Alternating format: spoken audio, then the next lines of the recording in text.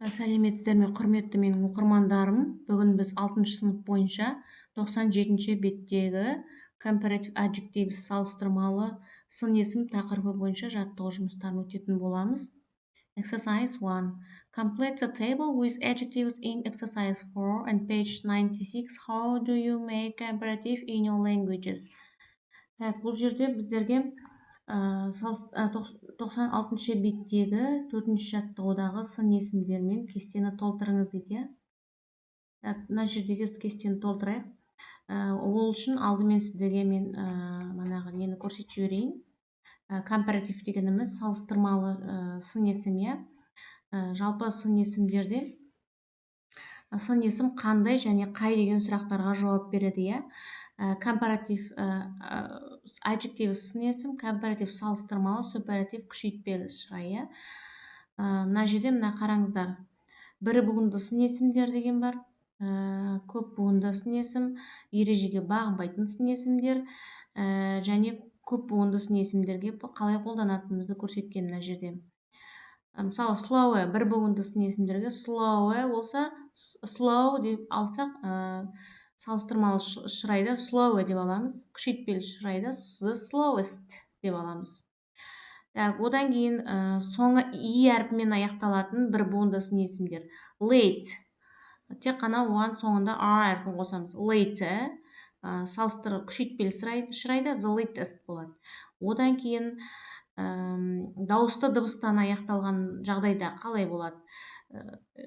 Алдыңғы әрпі дауысты дыбыстан аяқталса, онда сол қасындағы дауысты дыбыстың қасындағы әріп екіге бөлінеді. Мысалы, big үлкен, bigger, соңында er қосылады. Көрдіңіздер ма? Bigger салыстырмалы шырайда, бұл екіншісі күшейтпелі шырайда the biggest болады.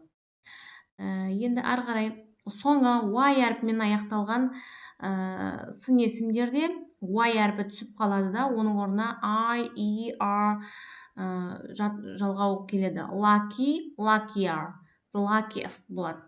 Одан кейін 2 немесе 3 буынды сын есімдер, көп буынды. Expensive. Бұларды біз манағыдай не жасамаймыз? Күрделі сын есім бұлар. Бұның негізгі сын есімі солай қалады. Алдына more және most қосамыз. Салыстырмалы шырайда more expensive болса, күшейтпелі шырайда the most expensive, өте қымбат деген болады. Одан кейін ережеге бағынбайтын сын есімдер түбірімен өзгеріп кетеді. Good дегенді good деп алмаймыз. Good жақсы болса, bad жақсырақ. The best өте жақсы болады.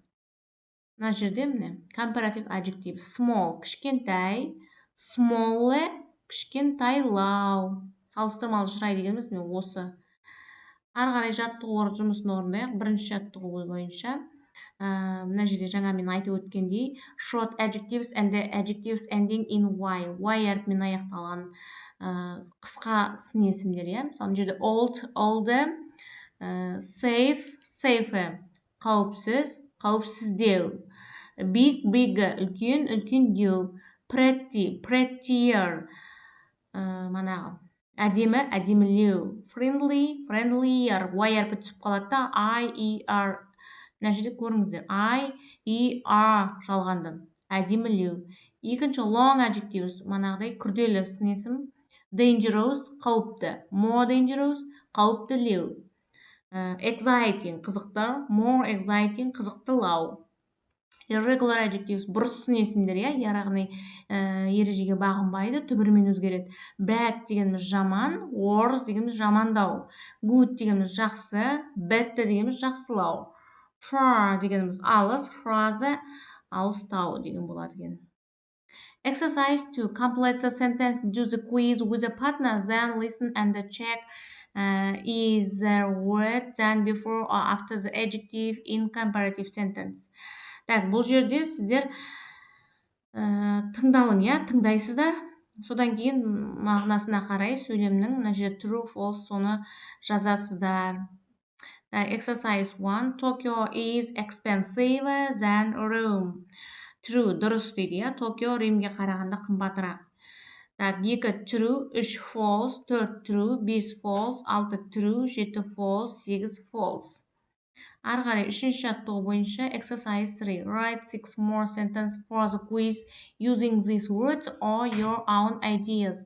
Then test your partners. Енді бұл жерде сіздер өз ойларыңызды мына жердегі берілген 6 сөйлем бойынша сұрақ жасайсыз. 6 сөйлем бойынша салыстырмалы сөйлем жасайсыздар және тест сұраулы сөйлем жасаңыздар дейді. Және жауабын партнеріңізбен бірге жасаңыздар дейді. Мысалы, мына жерде бірінші сұрақтыкін көрсетіп қойған. The weather in Italy is worse than here. Италиядағы ауа райы мұндағыдан нашарлау дейді.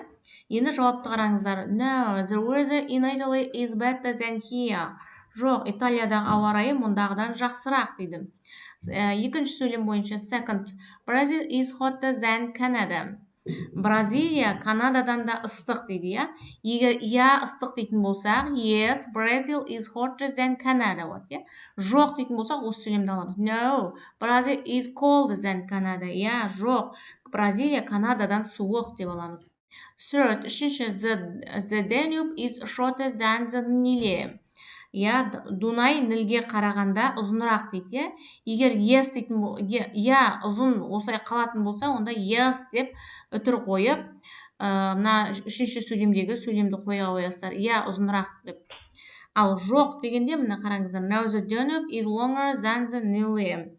Жоқ, манағы Дунай Нилге қарағанда ұзынырақ. Мына жерде қысқарақ екен, shorter. Төртінші, Australia is smaller than Poland. Австралия Польшадан smaller, кішкентай дейді.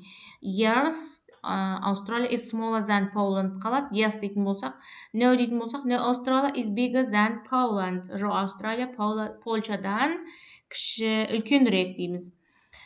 Fifth, бесінші, the Andes is lower than the Alps. Анд таулары Альпі тауларынан төменірек, Yes, no, the Andes is higher than the Alps. Жоқ, Анд таулары Альпі тауларынан биігірек деп жазды. Six, Praga is older than Los Angeles. Прага Лос-Анджелестен үлкен деу. Yes, no, жоқ. Praga is newer than Los Angeles. Прага Лос-Анджелеске қарағанда жаңарақ дейді. Мына жерде ескірек деп тұр, ал мына жерде жаңа заманауи деп алуға да болады. Next, exercise 4, төртінші жаттығу бойынша. Look at the table, write questions with comparative adjectives and then ask and answer with a partner. Енді бұл жерде төртінші жаттығуда салыстырмалы сын есімдері бар сұрақтар жазыңдар дейді. Содан кейін серіктесіңізбен бірге жауап беріңіз, than-ді қолданыңыздар дейді. Мысалы, for example, is Oldington older than Newell? Yes, it is. Oldington Newellден үлкен бе дейді. Үлкен деген. Енді осы сияқты өзіміз ары қарай мына жерде кестеге қарап отырып жасауымыз керек. Is Oldington friendlier than Newell? No, it isn't. Oldington Newellге қарағанда қонақжай ма дейді? Жоқ дейді. Is Oldington safer than Newell? Oldington Newellге қарағанда қауіпсіз бе? Yes, it is. Is Oldington quieter than Newell? Yes, it is. Oldington Newellден тыншырақ па дейді? Дейді. Is Oldington more interesting than Newell? Oldington Newellге қарағанда қызықтырақ па дейді? Yes, it is. Is Oldington uglier than Newell? Oldington Newellден көріксіздеу ма дейді? Newellден қарағанда? Деген. Exercise 5, бесінші жаттығу бойынша. Look at the photos of Astana and Almaty. Write your opinions about the cities. Бесінші жаттығуда Астана мен Алматы суреттеріне қараңыздар дейді. Және сол екі қала туралы пікірлеріңізді жазыңыздар. Мына жердегі берілген сөздерді сөйлемге айналдыруыңыз керек. For example, I think that the architecture is better in Astana дейді. Астананың сәулеті жақсырақ дейді. Жақсы деп ойлаймын, жақсырақ дамып келе жатыр деп ойлаймын деп алуға болады. Енді ары қарай екіден бастап қарайық. I think that the air is cleaner in Almaty. Алматының ауа райы тазарақ деп ойлаймын, тазалау деп ойлаймын дейді. I think that life is more exciting in Astana. I think that life is more exciting in Астана. Астананың манағыдай қызықтырақ дейді, несі. Мен ойлаймын, Астанадағы өмір қызықтырақ деп ойлаймын дейді. I think that the streets in Астана. Астананың көшелерінде кеңірек, көшелері кеңдеу деп ойлаймын дейді. I think that the countryside is more beautiful in Алматы. Алматыдағы ауыл әдемірек деп ойлаймын дейді. In my opinion, the people is friendly in Алматы. Менің ойымша, Алматының халқы мейірімді дейді. Exercise 6. Compare to cities with a partner using words in exercise 5 and your own ideas дейді. Так, енді бұл жерде біздер өзіңіздің ойлаған екі қалаңызды алыңыз дейді, иә, two cities. Мысалы, Ақтөбе, Атырау деп екі қала алуға болады. Осы екі қаланы жұбыңызбен, қасыңыздағы көршіңізбен бірге 5-ші жаттығудағыдай етіп, Алматы мен Астананы мысалы салыстырмалы түрде сөйлем құрады ма, сол сияқты қылып, өзіңіз ойдан сөйлем құрауларыңызға болады. Мысалы, айырмашылығын жазуларыңыз керек, cheap, мысалы expensive, арзан, қымбат. I think that life is more expensive in Ақтау. Мен ойлаймын дейді, Ақтауда өмір сүруге қымбатырақ деп, Ақтауда өмір сүруді дейді. Сол сияқты қылып, 5-ші жаттығудағы сөздерді алып, қалалардың атын өзгертіп, сөйлем жасауларыңызға болады. Осымен бүгінгі сабағымыз аяқталды. Арнаға жазылып, лайк басып, комментарий қалдыруды ұмытпаңыздар. Сау болыңыздар.